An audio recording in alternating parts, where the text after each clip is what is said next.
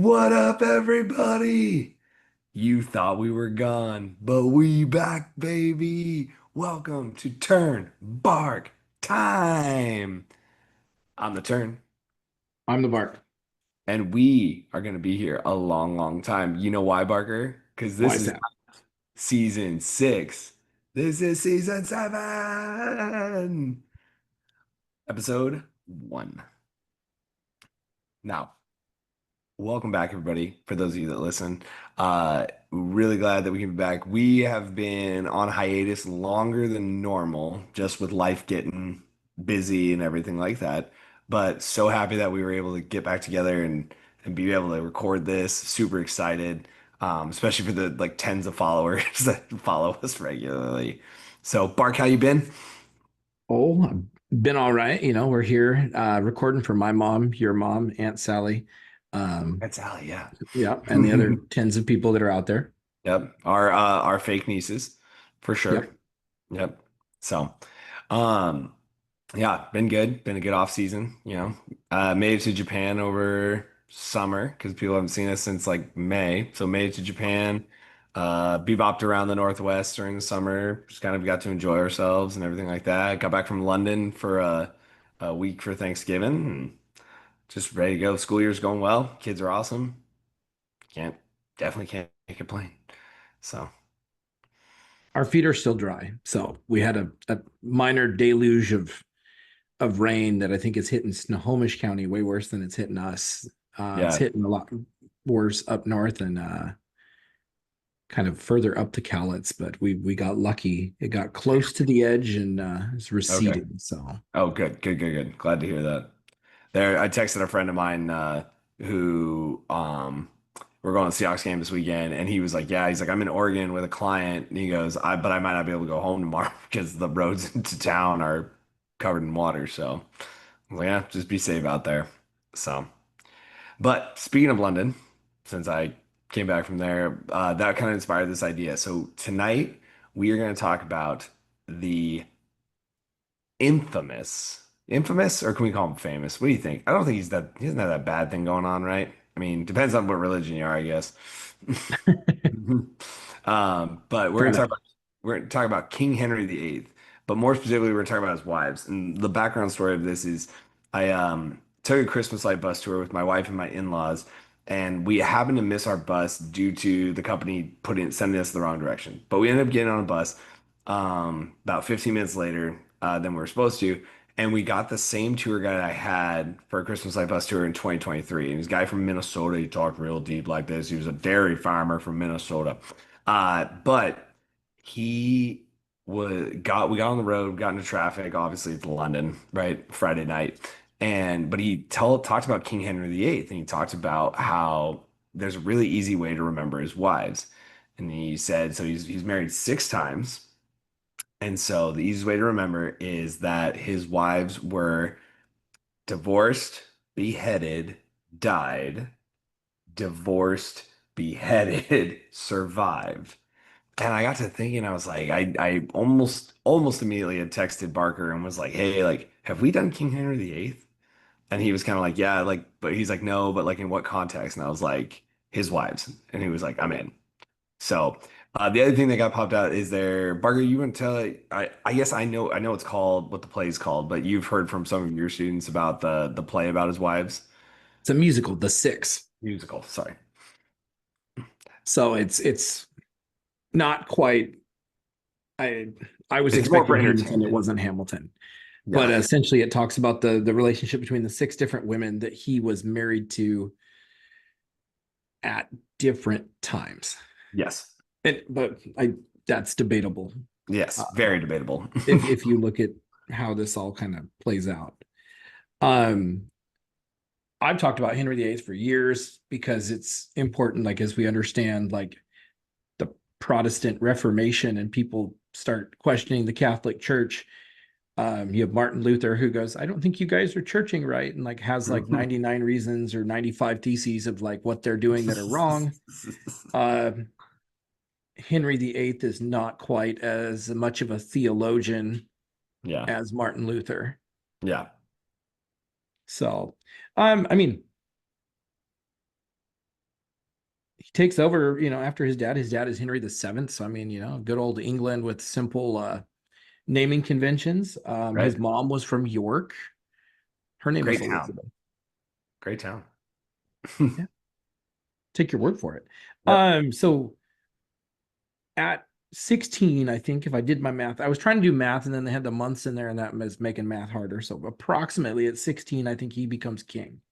Correct. Um, and they'd already tried to marry him to Catherine of Aragon in like 150, or no, his brother marries her in 1504, his brother Arthur. Yep.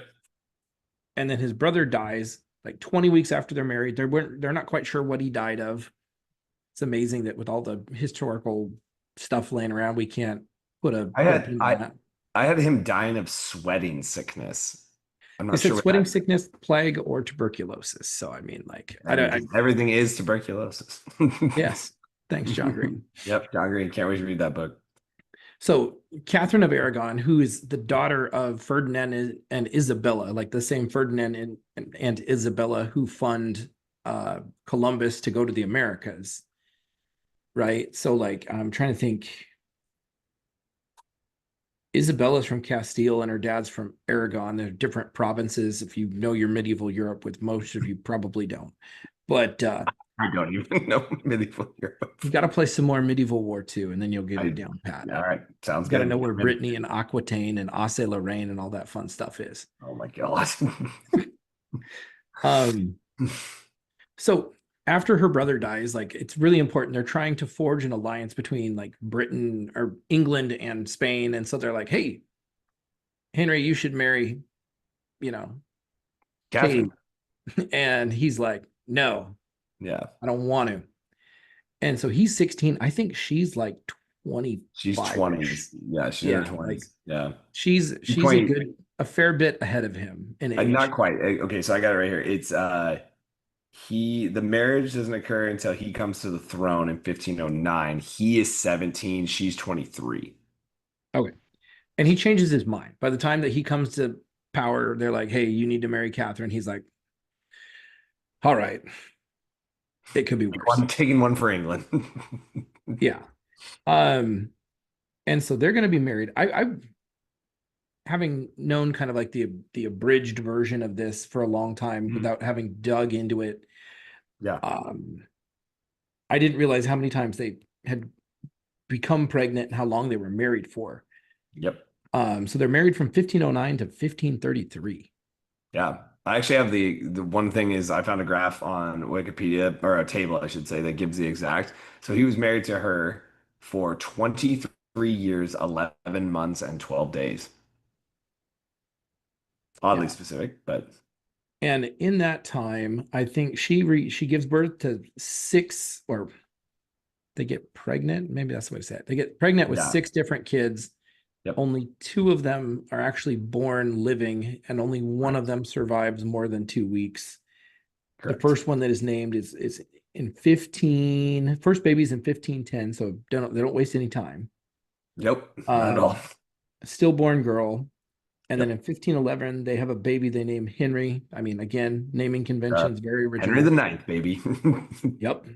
And he dies after, I think, 7 weeks, so under 2 months, which when we talk about, this is something that's also been talked about when they say that the average age of people was like 35 during the Middle Ages. It doesn't mean Correct. that people were dying at 35. It just means that half the population didn't make it past like one. Yep. Correct. Um, and so Henry the Ninth is one of those people. Yep. 2 years later, another stillborn girl. 1515, a stillborn boy. And Yep. then 1516, they have Mary, Yep. A healthy daughter. a healthy daughter. And then in 1518, another stillborn girl. And so at that point, if she was 25 when they got married and they were married for another 20 years, she's in her mid 40s, Yep. Correct. right? And so He's in his 30s. Yep. if we do anatomical math, we know that she's getting close to menopause and losing the ability to have kids. Mhm. And so he starts looking for an out. And so he sends people to talk to the Pope, Yep. and he tries to use a biblical reference, Leviticus 20:21, chapter 20, verse 21, that says essentially that like shouldn't marry your brother's wife. Correct. Like, and so he essentially says that the previous pope was wrong for allowing them to get married. Correct. So their marriage should be annulled. Null and void. Yep, annulled and null and void. And while this is going on, by the way, the other one is that while is happening, he actually fathers an illegitimate son. And the one that he does claim, though, which is ironic in the sense that when we think of illegitimate sons and things like that, they're usually not claimed um, in this case. And so Henry Fitzroy is born to one of his mistresses. Her name's Elizabeth Blunt, I think is how yeah, Blunt, right? That's how I And would pronounce it. yeah. And so he and he does claim him. And so it's in like they're looking at ways to like maybe he is going to be the heir, but not. It's kind of funky. So Yeah, I mean this gets very much into like Game of Thrones territory where he would be like a snow or a sand or but even in that story there's people who are legitimized, right? In the chain of succession, you can just fiat and say, well, yeah, that is my son. yeah, We're just gonna, for political reasons, excuse who mom is for the moment. correct. Right. And so that's the game plan. Like from the first game plan of succession is that they're actually going to legitimize Henry Fitzroy because he's a boy, right? Like the patriarchy, right? Is what I always say in my class. I'm like, patriarchy is strong. Sorry, ladies. Like I didn't stop me. It's what happened in history. Yep. And in that same time period, he's also sleeping with, or it's postulated, he's sleeping with Mary Boleyn Yep. and then becomes interested in her sister Anne. Yep. It's always been kind of construed to me that Anne refused to, essentially, she didn't want to father an illegitimate heir. Correct. She And also so, didn't. Sorry. It was go also ahead. like what I found was that she what was it? She wasn't going to be a mistress like her sister. Is what she kind of said. Yeah. And so, like, they get the note back from the Pope, like, kind of rejecting it, right? I think it's in 1527 it gets rejected. Is that right? Or maybe that's when they sent it to Pope Clement. Yeah. Um, He's and for separated in 1531. okay. And so, like, in 1532, like, he, or, like, sends her essentially, like, sends her home with Mary. Yeah. And he marries Anne Boleyn in January 25th of 1533, and Yep. then gets Thomas Cromner, Cram, Cromner. Cranmer, I went Cromner, and I'm not sure. Cranmer, Yeah. who's the new Archbishop of Canterbury, and the new Archbishop annuls his marriage with Catherine Mhm. in May Yep. of May 23rd of 1533. And then Elizabeth is born pretty much 9 months after that. She's born in September, which is Yeah. why they might have went back and said they were married in January because people can do math. So I was looking at it and it said there was a secret wedding service on the 14th of November in 1532.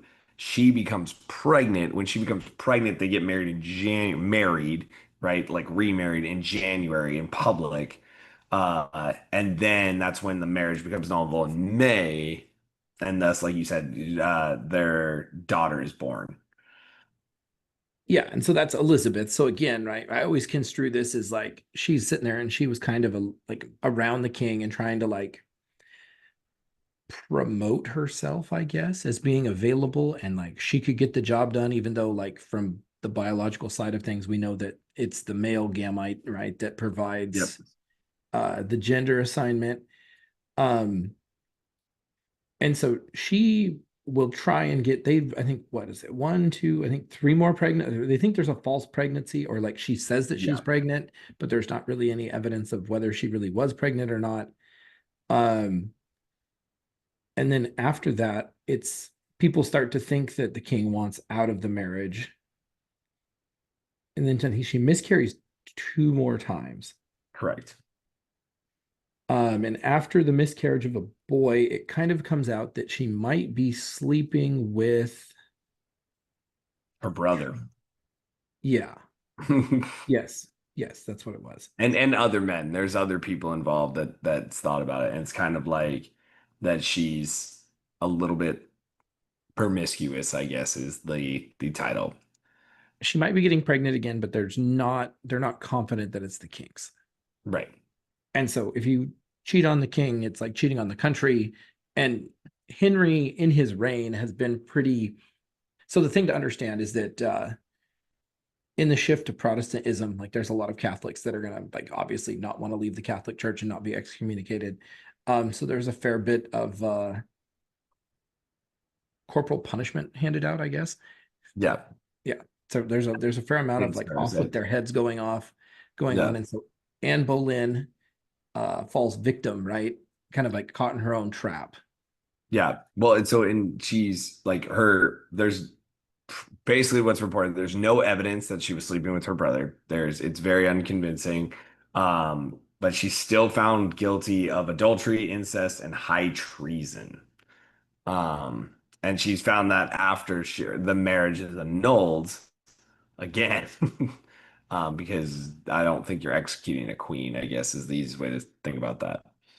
So, Right. um, And you have to understand that like now it's the Archbishop of Canterbury is the head of the Church of England, who only has a position because the King of England has given him a job. right. So when the king comes in and says, "Hey, can I get an annulment?" The Archbishop of Canterbury is like, "When do you want it?" Yeah, it's yes. Yeah, the answer is always yes. Yeah. I think she was in her like 30s when they got married. Um, I thought she was so younger than that. I don't, because I was looking, So her born in birth like year is, it says 1501 or 1507 is when yeah, she was it's born. debated. So like Yeah. it's It says so when they got married, she was in her late 20s. So yeah, you'd be in her 30s. You'd be right. Because they're married for, let me pull up my stat really quick. They're married for 3 years, 6 months, 3 days. Um, that's the January date. So on the January wedding, so they're married. So yeah, she's probably like early 30s. So yeah. And then they move through the entourage. There's a lady in waiting. So like if you don't like the queen has like handmaidens, right? Like other fairly important women from important families that are at court, I guess would be the way to say mhm. it, that are helping the queen do queenly things. Yes. And so he marries, from my calculation, she's 28 when they get married. Her name is Jane Seymour. She's not Yep. that Jane Seymour. She's not Dr. Quinn Medicine Woman. Because if she was, she might have fared better. Yeah.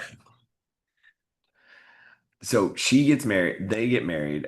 So here's the thing, what like Barker was saying, like, so she is Catherine of Aragon's maid of honor from 1532 and is one of Anne Boleyn's ladies in waiting. So like she's been around the king since he's been king, right? And with both wives, ironically.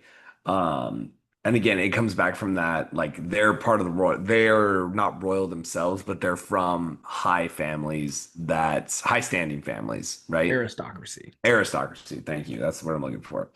Um, and but she's below both Anne Boleyn and uh Catherine of Aragon in terms of like their status, their social status.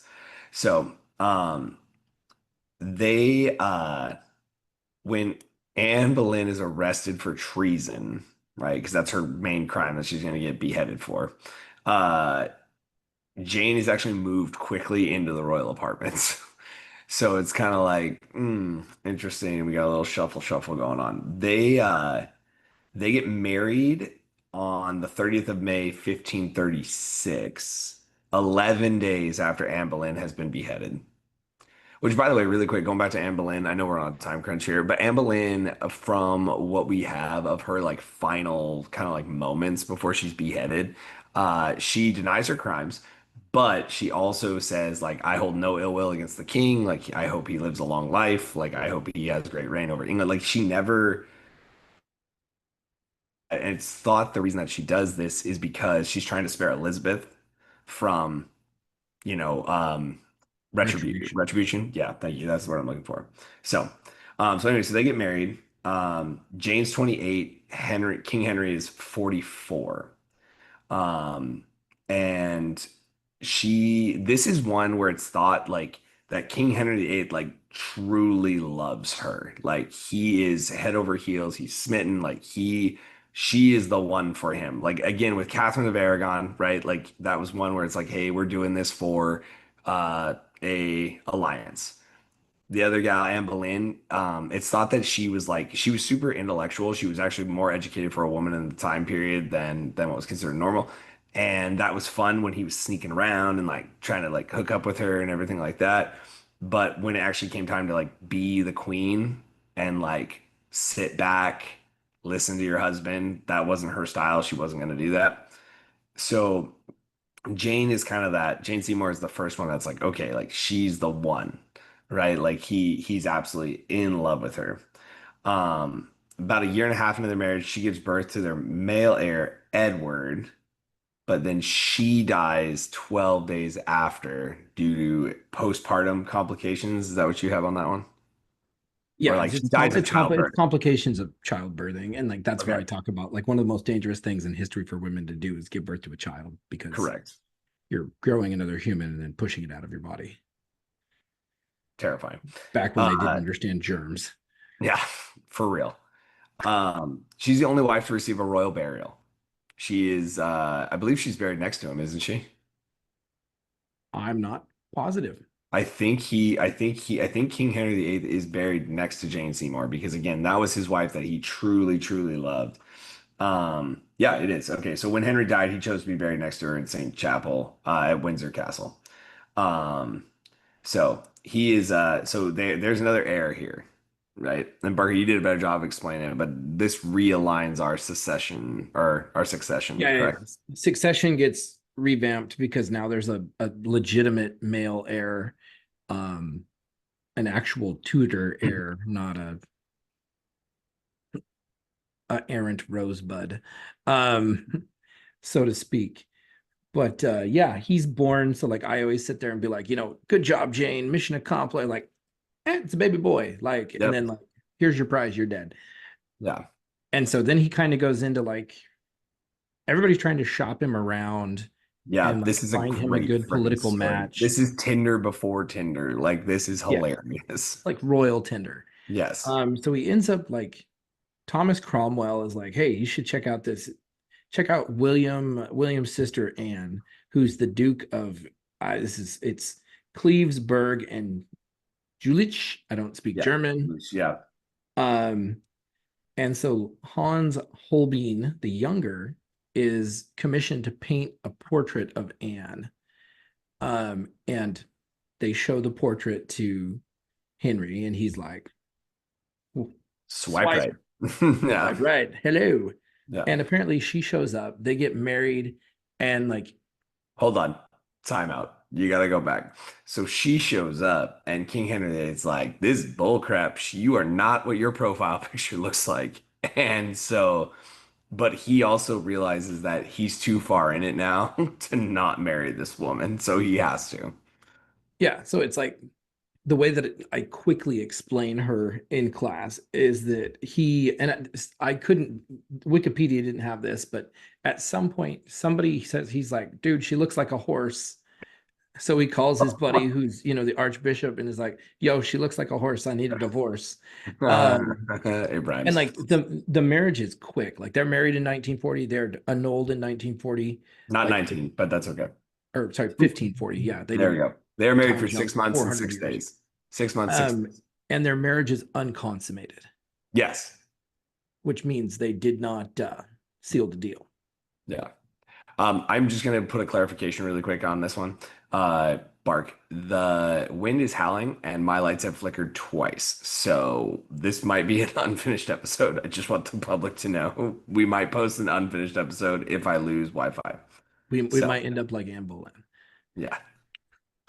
Okay. So Anne of Cleves is actually buried in Westminster Abbey um, when she dies. But this is just like it's a straight divorce. And she will live the longest. She will outlive King Henry VIII. She will outlive all of his wives. Um, but we are on what that was wife number four. So remember, divorced, beheaded, died, divorced. So our next lucky contestant is gonna get beheaded. So, Catherine Howard. yep, next up is Um, Catherine Howard. I'm trying to think. I have it as that she's 17 when they get married. Yes, she is 17.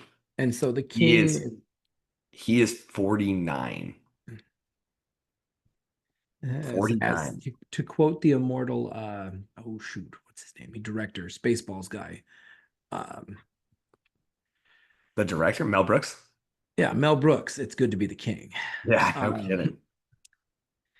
so Catherine Howard gets put into place, but the problem, they're married for 2-ish years, 2 to 3 years, Yep, because I they think get that's married in right. 1540 and then She's married. he They're married 1 year, 6 months, 16 days. okay. But it comes out pretty quick that she's been having affairs Correct. with Thomas Culpepper, and she might have been having one with somebody else named, I think it was Durham. Durham. Yep. Durham is what I'm gonna go with. The Yeah. Duchess is sorry. So one of them, I think Culpepper was while they were married, and then the Durham guy was like before they were married, but like Correct. he's still hanging around. So the king's like, I don't know about this. Yeah. And again, she's from a prestigious family, and so like it's a matter of like, are they trying to politic and move me out? Mhm. Um, you cheat on the king, you cheat on the country. Correct. He has all three of them beheaded. So Yep. Culpeper, Durham, and Catherine Howard all Are all beheaded. Yep. get the axe. Yep. Which Not the leads guillotine, us. because the guillotine doesn't exist yet. Guillotine does not exist. And it was what I found interesting was I was reading a little bit more, and this is jumping back to wife number two, but I was reading about Anne Boleyn's execution. Anne Boleyn's execution, he felt that the queen deserved a more fitting beheading than a common axe. So he actually brought somebody in from France, a sword master, to cut her head off. So How considerate. I know, right? I thought that was really nice of him. So our last lovely contestant is Catherine Parr. So Catherine Parr is going to step up to the plate. She is going to be the last wife of King Henry VIII. They're going to be married roughly about 3 years, almost four. And she, I believe she, trying to remember her style. Catherine Parr is 31 and Henry is 52. Um, that's at the passage of the act. My apologies. That's not when they get married. I But have her at 31. okay. Okay. And then so then I have it correct. But what she's actually super famous for is she gets the third succession act passed. Now, what this does is it places, I believe, Edward, correct, at the Edward's top. first. Edward's one, but this brings back Mary and Elizabeth as successors to the royal blood. And the reason this is actually really, really important is because when King Henry VIII passes away, uh, Edward will actually pass away very quickly as well. And so it will lead to the next steps are going to be Mary and then Elizabeth the First. So, Right. It sets up the dominoes for really what makes England a mover and a shaker, because you have like Edward is like a teenage king. Catherine Parr serves as the Dowager Queen. yep, She doesn't make it much longer. I think the king dies in 47 and she dies in 48. yep. And so Edward takes over after that. He dies pretty quickly. I want to say tuberculosis. Um, Everything's tuberculosis, man. when in doubt, it's tuberculosis. And then Mary takes over. But the problem is that England has been under a Protestant king throughout the reign of Henry. Kathy's been living with mom in a Catholic world, and she brings Catholic back, just like Timberlake brought sexy back, and burns a number of Protestants. which is why there's the urban myth about Bloody Mary. She's Bloody Mary. Yep. Um, and then she thinks that she's pregnant. I'm sorry, you highly recommend you go watch the Boleyn Girl movie, and then like Oh yeah. Elizabeth, and then like Elizabeth the Golden Age is like probably the least good of the three. But Hmm. they depict it where she thinks she's pregnant, and then I always use the Arnold Schwarzenegger quote, like, it's I'm not pregnant, it's a tumor. There's a Um, boom. they think that it was a complication of an ovarian cyst. Oh, okay. And so Mary passes away from that. And then that leads to Elizabeth, who is like literally the redheaded stepchild,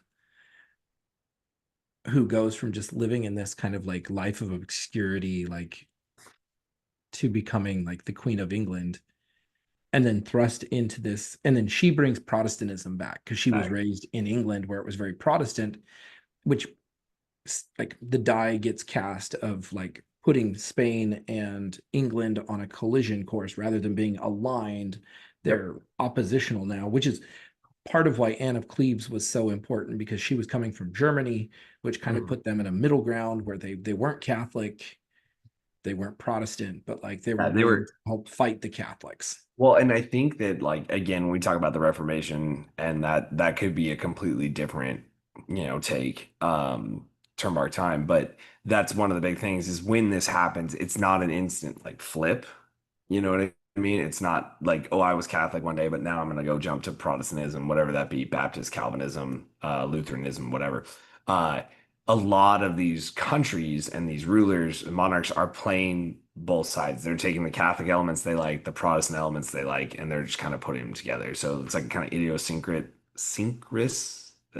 I don't know what I'm saying, but it's kind Syncretism. of like, yeah, but it's kind of that combined of everything. It's also why, though, like when you look at Anglicanism or what the Church of England has become, it's very much aligned with Catholicism in terms of the way they practice, right? It's not Catholicism. It doesn't follow the popes or anything like that, but it's very aligned with that mentality. So, Yeah, and I mean, like, I start the year with a comparative religious unit, and like trying to get kids to understand that, like, there's these different religions in the world, and like, why do cultures make religions, but then it's like, how do they interact? And it's like, sometimes like you have like Christians and Muslims have problems with each other, but it's like there's a pretty significant chunk of history where Christians have problems with Christians about how they practice Christianity, right. in the same way that there's Muslims that So I argue have with other problems. Muslims, Correct. you know, Yep. um, about how they practice Islam. Yep. So that's what's really like, Henry VIII is thought of when he's young as being very like kind of like handsome and like Yep. kind of like this manly man. You've always seen him, like you see him on our title card. But by the time that he is passing away, and as he gets older, he develops Oh, yeah. sores on his legs that don't quite heal and start to get like pussy and Do you hear weepy. what he got that from though? Like what that was one of the reasons they think he got that kind of aging and like he got hefty. It was a jousting accident. Like I was he gonna say it loved was either a he joust or a was hunt, but see, yeah, I get my Game of Thrones and my history here, but right. Well, he was actually like at least from what I was reading, he was very competitive and he wanted to be outside. Like so like when Jane Seymour dies, one of the things he does is he goes on a hunt. You know what I mean? To give himself time to grieve that he's lost his love of his life.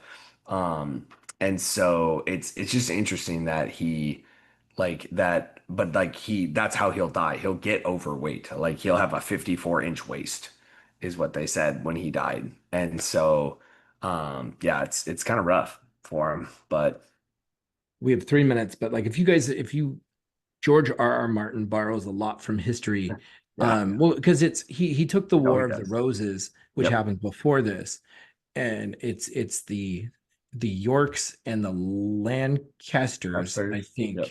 instead of Starks and Lannisters. Yeah. So I mean, like, you know, It it it's it the checks best out. fantasy steals from history. But anyway, yeah, kind of crazy that, like, this guy, he's not quite Shah Jahan, who loved his wife so much that he built the Taj Mahal after she died.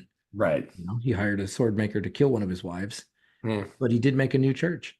He So I did. mean, like, if not saying boys to really tell her that you care, you got to change the Yep. world. Yep. Change But the religious world. puts So things in perspective. yeah, but just kind of a fun one to like get started again. Again, like it's because we it's cool in the sense of like seeing the ripple effect, right? Like if he doesn't marry um wow, I just lost it. Parr, if he doesn't marry Catherine Parr, like what happens with lineage? What happens with, some of this other stuff? So it's very like that big reconciliation piece.